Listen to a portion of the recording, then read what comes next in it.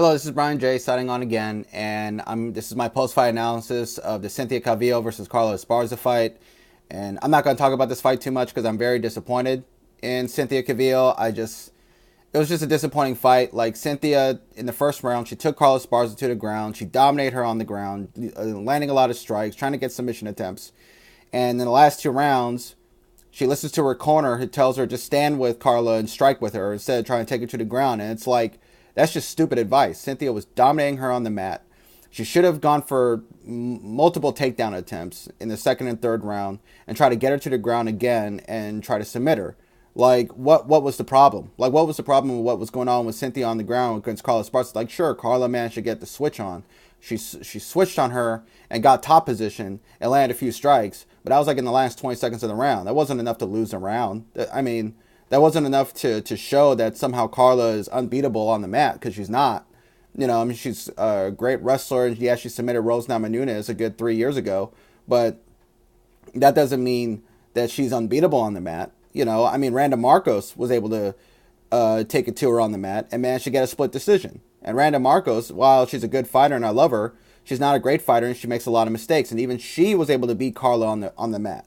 So why can't Cynthia, you know, high-level jiu-jitsu artist and grappler, just not just take her back to the mat in the second and third round? All she needed to do was win one of those rounds, or she would have won either by split decision or unanimous decision. So I was just very disappointed in Cynthia Calvillo. I'm still a fan. I love her a lot, and she might be a future champion.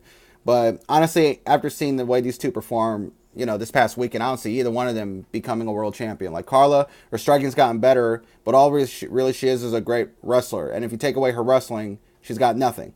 And with the way women's MMA is evolving right now, like, I don't think she's going to be a world champion again, especially against Rose, who's just at another level right now.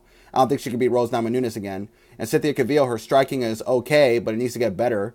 And she needs to, like, you know, come up with her own strategies and not listen to her corner when her corner's giving her stupid advice. Sometimes you gotta make up your mind. You gotta make adjustments. You gotta come up with strategies and your own plan when your corner's not giving you the best advice. Like, if you see if something's not working in the octagon, then switch it up. Like, if you're not landing strikes and this woman is out striking you and tattooing you up, then take her to the ground. Like, you gotta just switch it up. My mind was just boggling at this. Like, I was expecting Cynthia Calvillo to clearly win this fight, and I was wrong. I mean, really, the first three fights I got wrong. I thought Carlos Condit was going to beat Neil Magny, and he lost the fight.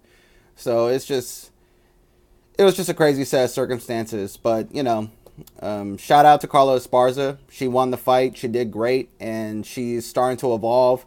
And she might be fighting Rose Namajunas for the world title next year, maybe in the fall. I mean, Rose is probably going to get an immediate rematch against Joanna Jędrzejczyk, so we'll see how that goes. If Rose destroys Joanna again, then Rose will fight either Carla Esparza or whoever else is coming in next year. Mackenzie Durham is fighting in March, so that's great. But beyond that, I just don't know. So, you know, Cynthia, she'll be back. She'll definitely be back, and she'll learn from this.